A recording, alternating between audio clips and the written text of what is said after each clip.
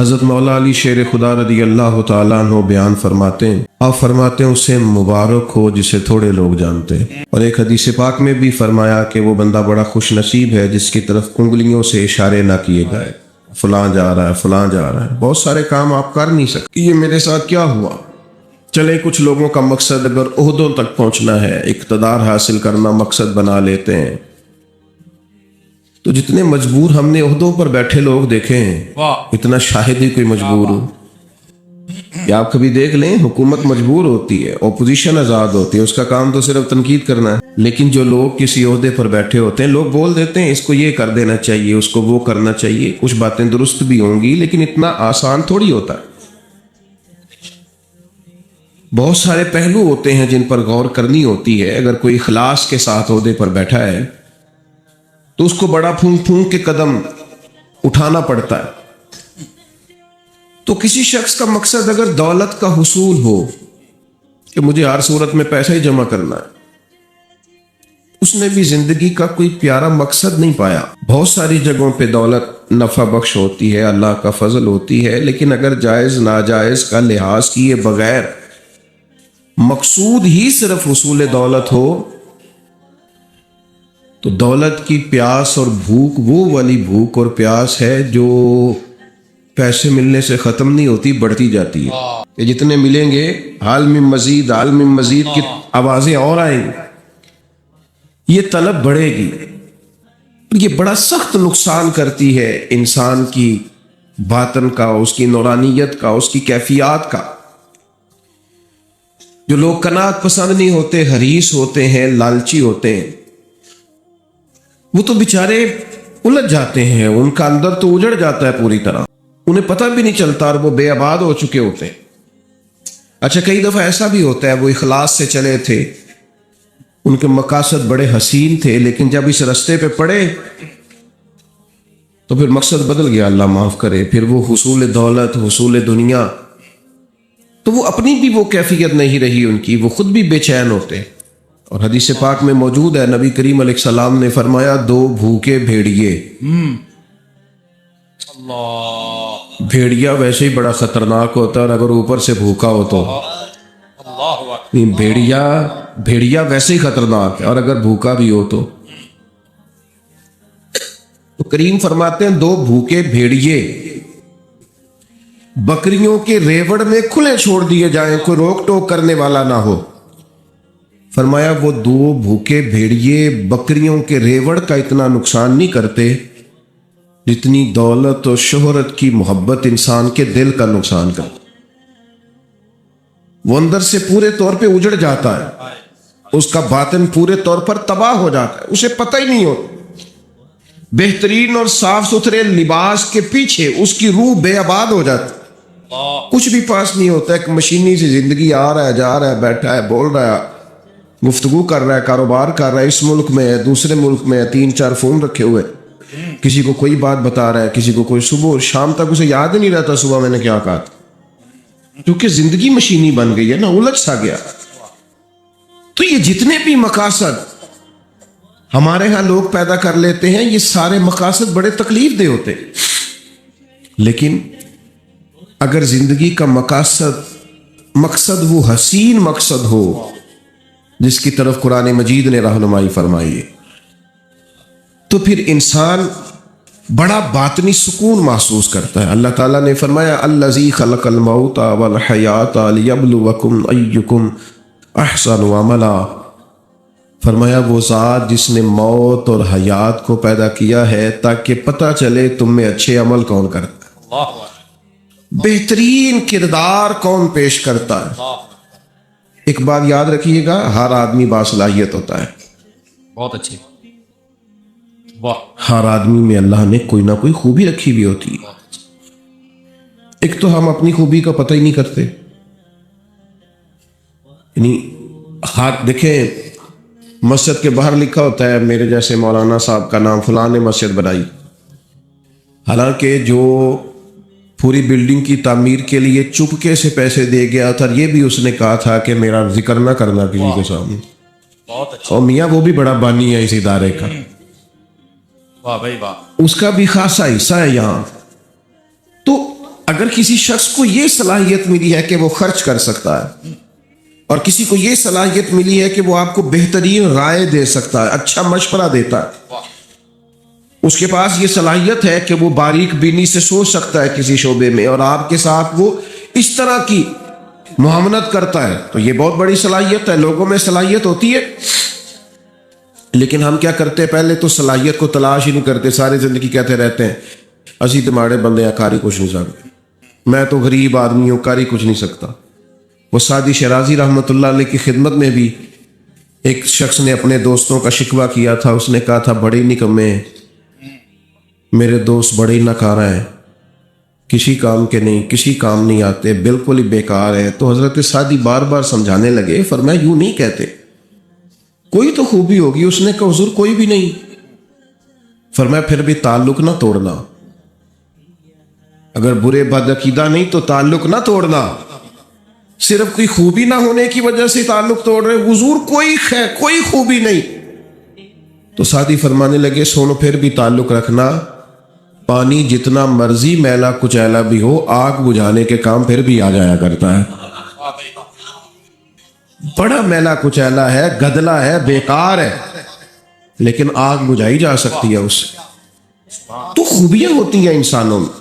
پہلی بات تو یہ ہے کہ ہم یہ جو شیخ ہوتے ہیں نا، بزرگ ہوتے ہیں، مربی ہوتے ہیں، ہمارے مشائخ، یہ بنیادی طور پر کرتے کیا تھے؟ یہ سامنے والے کو آئینہ ہی تو دکھاتے تھے، بتاتے ہی تو تھے کہ تیرے اندر خوبیاں ہیں، اور وہ خوبیاں دکھا کے اس سے کوئی نہ کوئی کام لے لیتے تھے۔ بڑے بڑے نکمے لوگوں سے کام لے لیتے تھے، ان کو کام پہ لگا دیتے تھے، ان کو تسلی دینا، سمجھانا، ان کو بار بار قائل کرنا۔ آج کل لوگ مایوس کرتے ہیں۔ ہمارے پاکستان کے ایک بڑے معروف کالم نویس ہیں، انہوں نے ایک دفعہ کالم لکھا، وہ تبصرہ تو اس پر کر رہے تھے کہ ملک میں چند سیاسی جماعتوں کا راج ہے، کسی اور کو سامنے نہیں آنے دیتے۔ تو انہوں نے ایک مثال لکھی، کہنے لگے گاؤں کا چودھری انتقال کر گیا تو پوتا اپنی دادی سے کہنے لگا اب چودھری کون بنے گا؟ تو اس نے کہا جو چودھری فوت ہوا ہے اس کا بیٹا۔ تو انہوں نے کہا اگر وہ بھی فوت ہو گیا تو کہا اس کا بیٹا، وہ بھی فوت ہو گیا تو انہوں نے مثال دی۔ تو آخر میں وہ دادی کہنے لگی پتر سارا پنڈ بھی مر جائے تو نہیں چودھری بن لگا، تو یہ چودھریوں نہیں بننا ہے، تو فکر نہ کر۔ تو انہوں نے مثال دی کہ کچھ بھی ہو جائے یہ چند سیاسی لوگوں نہیں آنا ہے۔ تو میرا کچھ رابطہ رہتا تھا، میں نے انہیں فون کیا، میں نے کہا آپ قوم کو مایوس کر رہے ہیں، یہ فکر پیدا کر رہے ہیں آپ ہماری نوجوان نسل میں کہ تم آگے آ ہی نہیں سکتے۔ میں نے کہا تو میرے ساتھ آ، میں تجھے بتاتا ہوں غریبوں کے بچے چودھری بنے ہوئے ہیں، کیا بات، میں تمہیں بنے ہوئے دکھاتا ہوں، ہماری نظروں میں آئیں۔ یہ اپنی قوم کی تربیت کر رہے ہو کہ تم کچھ بھی نہیں کر سکتے؟ بہت اچھا۔ تم ان کی تربیت کرو کہ اٹھ باندھ کمر کیوں ڈرتا ہے، پھر دیکھ خدا کیا کرتا ہے۔ ہمت دلاؤ، جد و جہد کا جذبہ پیدا کرو، ان کے اندر شوق پیدا کرو، یہ محنت کریں، آگے بڑھیں، مدد کرنے والا اللہ ہے۔ علاقے میں جو چودھری کہلاتے تھے ان کا بچہ پڑھا نہیں ہے، وہ اسی کمپنی کے دروازے پر گن مین ہے، اور اسی علاقے کا جو غریب کہلاتا تھا اس کا بچہ پڑھ کے اسی کمپنی کے اندر مینیجر لگا ہوا ہے۔ تو آؤ ہم دکھاتے، آپ لوگوں کو مایوس، تو ایک تو صلاحیت کو بھانپیں کہ ہم کیا کردار ادا کر سکتے ہیں، وہ والا کردار ادا کریں، ہم کیا ڈیوٹی کر سکتے ہیں وہ والی ڈیوٹی کریں، اور پھر اپنی جو زندگی ہے، جو مقصد ہے، اس کو صحیح جگہ پہ خرچ کریں، غلط جگہ پہ استعمال۔ کچھ لوگوں کو اللہ صلاحیت دیتا ہے نا، باصلاحیت ہوتے ہیں، لیکن وہ اپنی صلاحیت کا استعمال ٹھیک۔ اچھا یہ بتائیں جس کی آواز سریلی ہوتی ہے اپنی وجہ سے ہے کہ اللہ کی عطا ہے؟ اللہ کی عطا ہے۔ تو جو آکھے میں نعت سناندہ 60,000 لینا ہے، پھر واہ بھائی، اسے پوچھا جائے گا کہ یہ آواز سریلی کرنے کے تو نے دیے کتنے، پہلے یہ بتانا۔ خدا کے بندے، اللہ نے اپنے فضل سے صلاحیت دی ہے اور تو غلط جگہ پہ استعمال کرنا ہے، نوٹ کمانے لگ گیا، اور پھر یہ کہ تیرے نخرہ ہے کہ وہ سنبھالا نہیں جا رہا الا ماشاءاللہ، اور پھر یہ کہ جس محبوب پاک علیہ الصلوۃ والسلام کی نعت پڑھ کے اللہ نے تجھے عزت دی ہے، ان کی سنت کا لحاظ تک نہیں تو کرتا، شریعت کا پاس تک نہیں ہے تجھے۔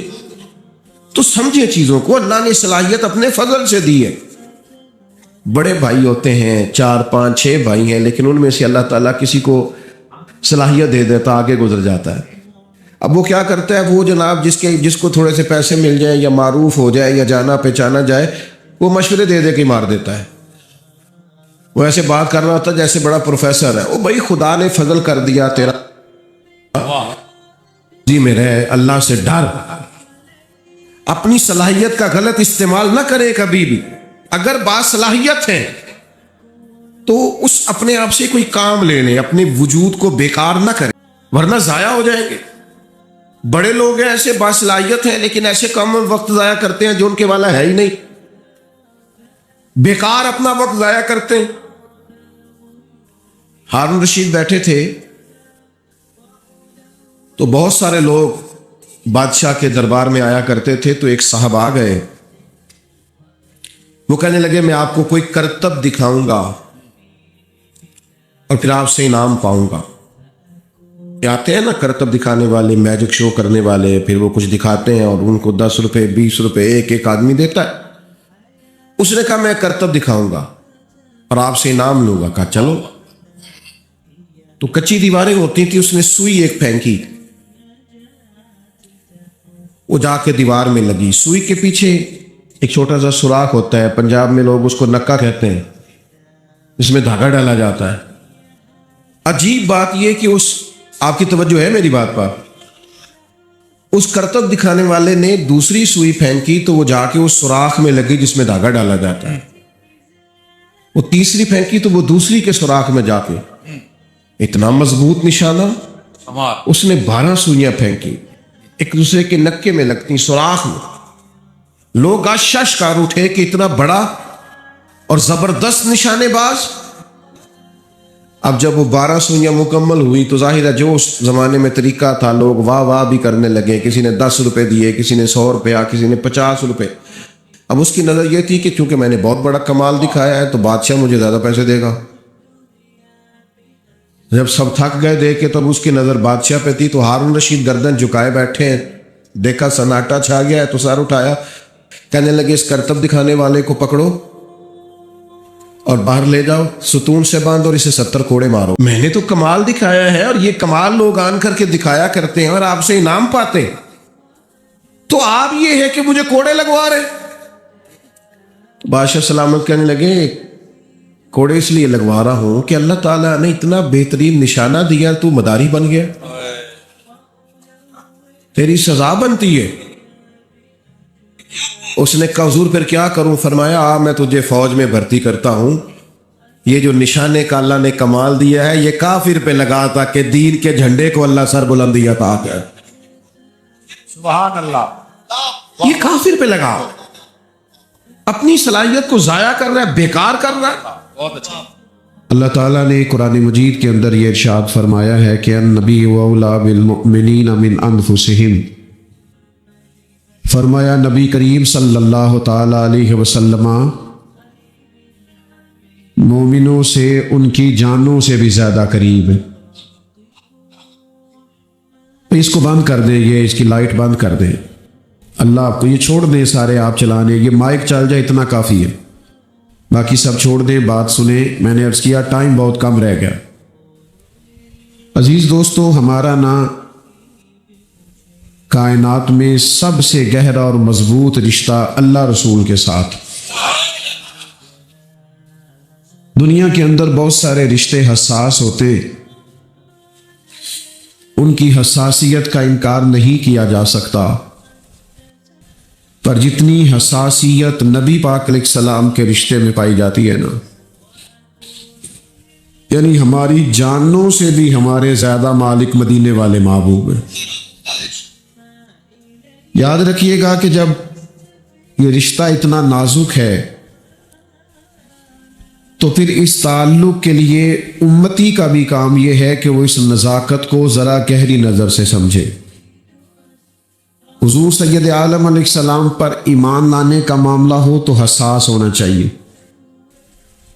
حضور کی ہر بات, بیٹا موبائل چھوڑ دو, بات مانتے, آپ اتنے پیارے ہیں ماشاءاللہ.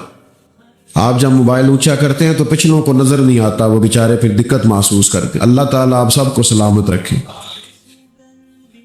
نبی پاک صلی اللہ تعالی علیہ وسلم کی بات ماننے کے معاملے میں بھی صحابہ بڑے حساس تھے۔ بہت سارے لوگ ہمیں بہت سارے کام کہتے ہیں، بہت ساری نصیحتیں بعض اوقات ہمیں سننے کو ملتی ہیں، لیکن رسول کریم صلی اللہ تعالی علیہ وسلم جب اپنے غلاموں کو کوئی بات ارشاد کرتے، حضور جب کچھ بیان کرتے اور غلاموں سے جب سرکار کسی بات کا تقاضا کرتے تو وہ اس کی حساسیت کو سمجھتے تھے۔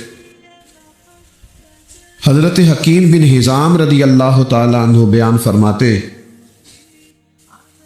کہ نبی کریم صلی اللہ تعالی علیہ وسلم نے ہم سے عہد لیا تھا کہ ہم کسی دنیا دار کے آگے ہاتھ نہیں پھیلائیں گے، اپنا رجوع ہمیشہ اللہ رسول کی جانب رکھیں گے، دنیا داروں سے، مالداروں سے، سیٹھوں سے، نوابوں سے ہم کبھی ہاتھ پھیلا کے مانگیں گے نہیں۔ وعدہ ہو گیا، بیعت ہو گئی اس بات پر۔ فرماتے ہیں پھر ہمارا حال یہ تھا کہ اگر کوئی شخص گھوڑے یا اونٹ پر بیٹھا ہے اور اس کے ہاتھ سے درہ گر گیا ہے اور قریب اس کا غلام بھی کھڑا ہے تو اپنے غلام سے نہیں کہا کرتا تھا کہ درہ مجھے پکڑا دو، وہ خود گھوڑے سے نیچے اترتا تھا، خود اونٹ سے نیچے اترتا تھا تو وہ درہ اٹھاتا تھا۔ جب سوال کیا جاتا کہ آقا میں قریب کھڑا تھا، میں غلام ہوں، مجھے آپ حکم کر دیتے، ارشاد کر دیتے، میں آپ کا درہ پکڑا دیتا، تو وہ کہتے کیسے تمہیں کہہ دیتے، ہم نے تو اپنے نبی پاک علیہ السلام سے وعدہ فرمایا ہے کبھی کسی دنیا دار سے سوال نہیں کریں گے۔ تو حضور کی بات ماننے کے معاملے میں حساس ہونا، آج کل نا مسلمان ہر ہفتے جمعہ پڑھتے ہیں، ہفتے میں ایک دفعہ جمعہ ہوتا ہے، عید کی نماز ہوتی ہے، مختلف محافل ہوتی ہیں، تو بہت ساری احادیث سنتے، بہت سارے ارشادات ہمارے کانوں سے آ کر کے ہماری سماعتوں کو معطر کرتے۔ تو چونکہ بہت ساری باتیں ہم سنتے ہیں تو وہ خاص حساسیت جو اس معاملے میں ہونی چاہیے کہ بندہ سمجھے بس مجھے حضور کا ارشاد پہنچ گیا، بس مجھے نبی پاک علیہ السلام کی بات آ گئی، بس حضور نے حکم دے دیا۔ یہ حساسیت بڑی ضروری ہے۔ یاد رکھیے گا کہ یہ نہیں ہو سکتا کہ ہم حضور کی احادیث کو، قرآن مجید کی آیات کو بھی معاذ اللہ صرف کانوں کی لذت کے لیے سنیں اور کہ ماشاءاللہ سبحان اللہ کیا بات ہے، کیا بات آپ نے بیان کی، لیکن اس کی جو خاص تاثیر ہے اور اس کا جو خاص درجہ ہے اور بندہ مومن کے دل کے اندر اس کے لیے جو خاص مقام ہونا چاہیے، جب تک وہ ہم اپنے اندر پیدا نہیں کرتے ایمان کی لذت نصیب نہیں ہو سکتی۔ آپ دیکھیے میں نے عرض کیا تھا خاموش، اور حضور وضو کر کے مسکرائے تھے، مجھے وجہ کر کے چونکہ رشتہ بڑا حساس ہے نا، یہاں معاملہ بڑا نازک ہے، حضور کے ساتھ غلاموں کے رشتے بڑے بلند ہیں۔ فرمایا پتہ کوئی نہیں کیوں مسکرائے تھے، لیکن چونکہ مسکرائے تھے میں تو فرض محبت ادا کر رہا ہوں، کسی کی ادا کو ادا کر رہا ہوں۔ تو عزیز یاد رکھیے گا کہ یہ خاص نزاکت ہے امتی کی حضور کے ساتھ کہ مومن نبی پاک علیہ الصلوۃ والسلام کی بات غیر مشروط مانتا ہے، غیر مشروط، سمجھ میں آئے تب بھی، سمجھ میں خدا نہ خواستہ نہ آئے وہ کہتا بس میرے نبی کا حکم ہے، بس میرے محبوب نے اسے حکمت سمجھ میں خدا نہ خواستہ نہ بھی آئے۔ ہماری عقلیں چھوٹی ہوتی ہیں نا، بعض اوقات حکمتیں سمجھ میں نہیں بھی آتی، لیکن بات اللہ رسول کی ہے نا، اس کو فوراً قبول کیا جائے گا، فوراً مانا جائے گا اور اس نزاکت کو سمجھا جائے گا۔ نبی کریم علیہ السلام جمعہ پڑھا رہے ہیں، تو جیسے میں نے ابھی 2-4 دوستوں سے کہا نا، بعض اوقات کہنا پڑتا ہے موبائل بند کر دے اور بیٹھ جائیں اور خاموش ہو جائیں۔ یہ نقیب محفل یا خطیب یا اسٹیج سیکرٹری یہ لوگ بولتے ہیں بعض اوقات نظم و نسق کو درست کرنے کے لیے نا، ماحول کو بہتر کرنے کے لیے کئی دفعہ کہنا پڑتا ہے، اور ڈر، ہمیں تو ڈر بھی لگتا ہے کسی کا دل نہ ٹوٹ جائے، دل آزاری نہ ہو جائے، کہنا پڑتا ہے بہرحال کہ یہ ذرا درست کر لو. تو یہ بعض اوقات ایسے مواقع آ جاتے. تو حضور علیہ السلام نا جمعہ پڑھا رہے تھے، تو ایک صاحب کھڑے ہو گئے، تو محبوب نے فرمایا بیٹھ جاؤ. ایک صحابی دروازے پہ تھے، ابھی ان کے کانوں میں آواز گئی، وہ وہی بیٹھ گئے. ایک قبیلہ بنو غنم میں تھے، ان کے کانوں میں وہی آواز گئی اور وہ وہی بیٹھ گئے. جس نے جہاں سنا وہ وہی. اچھا، نبی پاک علیہ السلام نے ایک شخص سے کہا، تو جب سوال ہوا نا کہ بھئی آپ سے تو نہیں کہا تھا، آپ سے تو نہیں کہا تھا، آپ سے تو نہیں کہا تھا، یہ تو فلاں سے کہا تھا، تو کہا یا رسول اللہ اپنے نام تو نہیں لیا. یہ محبوب کی بارگاہ ہے، بس اشارہ ہو گیا، بس حکم ہو گیا، بس ہم سمجھ گئے کہ کریم کی اس وقت رضا یہ ہے کہ بیٹھ جاؤ، بس حضور کی مرضی یہ ہے کہ بیٹھ جاؤ. تو چونکہ نام لیا نہیں، ارشاد فرمایا نہیں، تو جس کے کانوں میں آواز گئی نا، سانو قید سجن دا گہنا ہے، وہ جنج رکھے اساں انج رہنا ہے. تو بس بات کانوں میں آ گئی، ختم ہو گیا معاملہ. حضور نے فرما دیا بیٹھ جاؤ، تو لہذا بیٹھ گئے. تو میں نے یہ باتیں 2-3 آپ کی خدمت میں عرض کی کہ زیادہ غلام زیادہ بحث نہیں کرتے کہ یہ کیسے ہوا، تو اس کی کیا حکمت ہے، تو اس کام میں کیا حکمت ہے. بس وہ سمجھتے ہیں ہمارے لیے ہمارے رسول کا حکم ہے، ہمیں ہمارے نبی پاک نے فرمایا ہے.